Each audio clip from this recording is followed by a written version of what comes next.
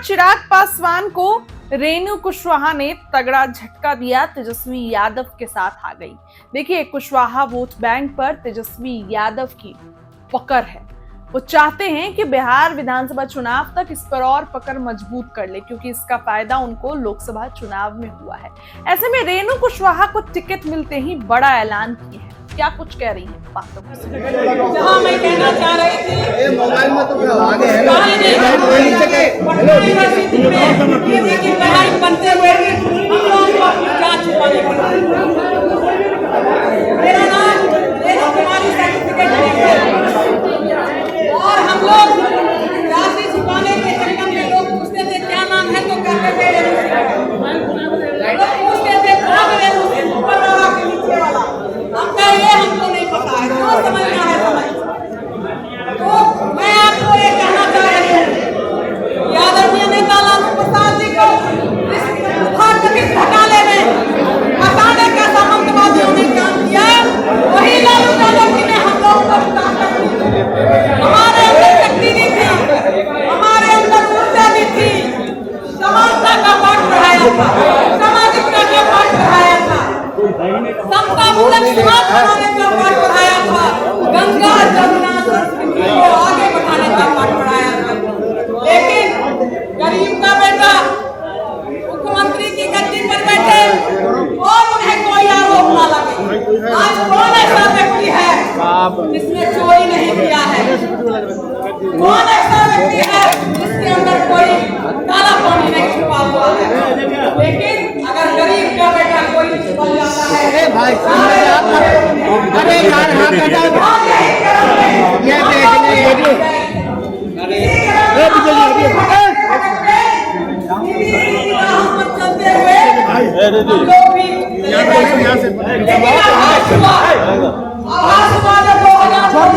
भाई आगे से मत जाओ यार, छोड़िए कैमरा लगा हुआ कहाँ आगे से जा रहे हैं?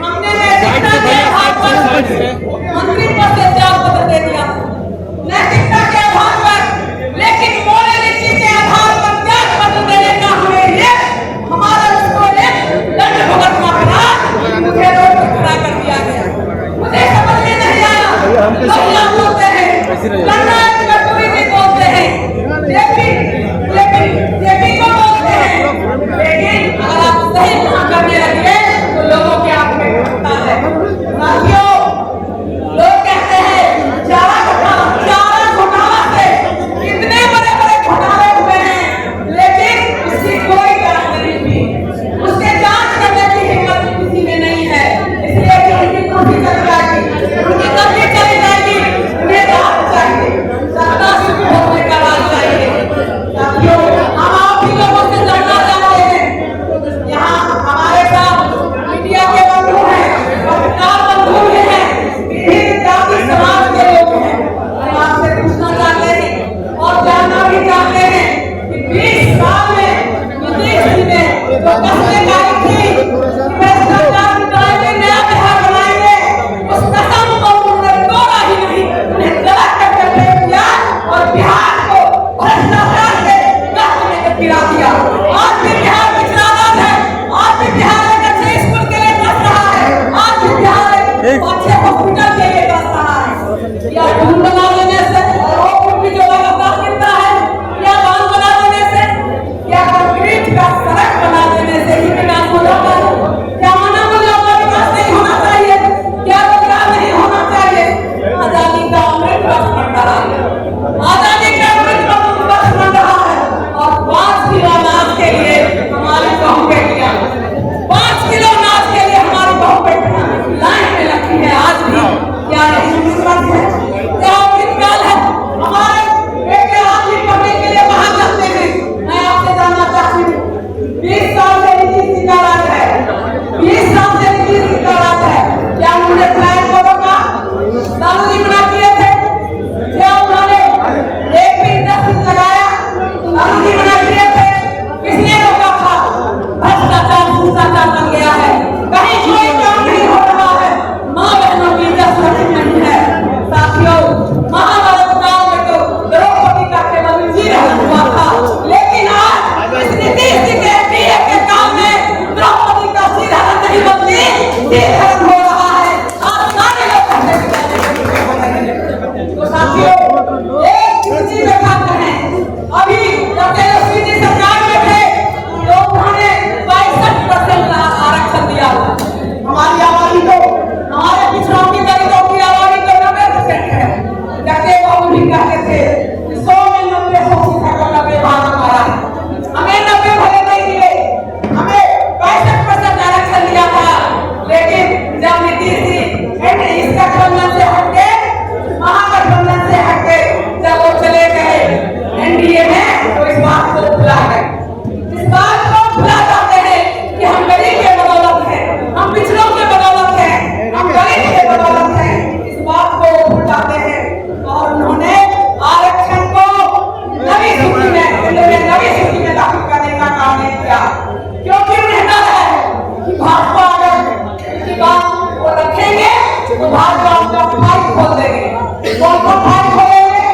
भागलपुर में जो काम हुआ था सीजन घोटाला, उसका फाइल खोलेंगे। आप बोलो मुजफ्फरपुर में जो बालिका गृह काम हुआ था उसका फाइल खोलेंगे।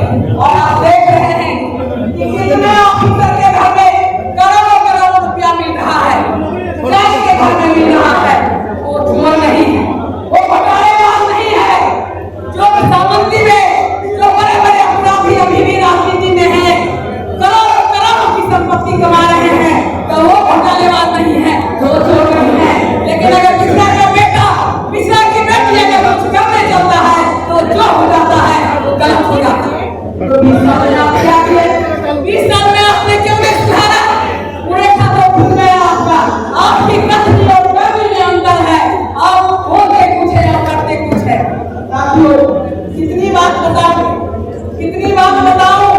मुझे कविता याद आ रही है दुष्यंत की। का भिंसा खेले होली, ये हालत हो रही है। और बिहार में नीतीश जी का क्या हालत है? घर संभालने लायक नहीं रहे, अब तो मुख्यमंत्री की गद्दी संभालने लायक नहीं।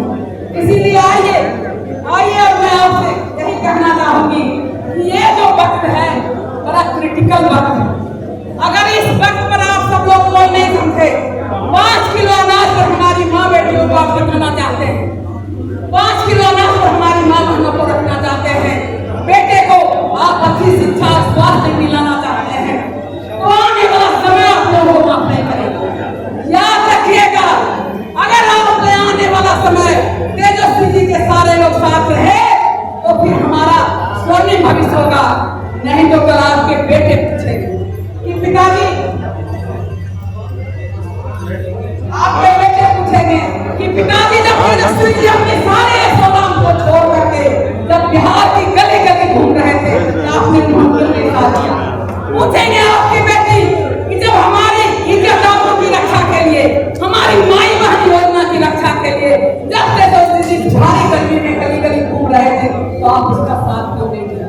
तो अपने बेटे बेटी के सामने आप प्रश्न चिन्ह न बन जाइए, आप कोई जवाब न दे पाइए। इसीलिए मैं इस पार्टी में आकर आप लोगों से आग्रह करने आई कि उठिए, जागिए। कृष्ण ने कहा था महाभारत में, उठो पार्थ गांधी संभालो।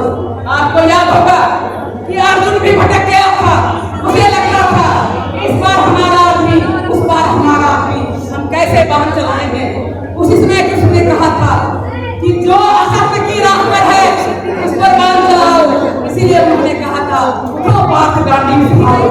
आज आप सब लोग पार्टी की भूमिका में है, गांधी संभालिए, रास्ता निकालिए, नहीं तो आने वाला समय और समाज कोई आपको माफ नहीं करेगा, कोई माफ नहीं करेगा। इतना बढ़िया वक्त नहीं आएगा। आया जो वक्त आया है, कहता है गया बिहार भाषा नहीं, इसे धोखे है कोई पाता नहीं। जब वक्त चला जाएगा तो फिर आने वाला नहीं है।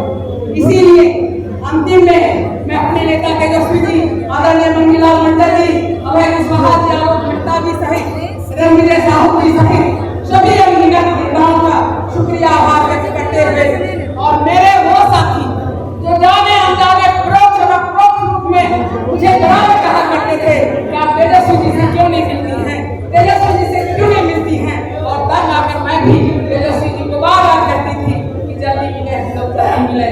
तो मैं उन सभी साथियों को भी धन्यवाद और आभार व्यक्त करती हूँ, और दिनकर की इस कविता के साथ अपनी बात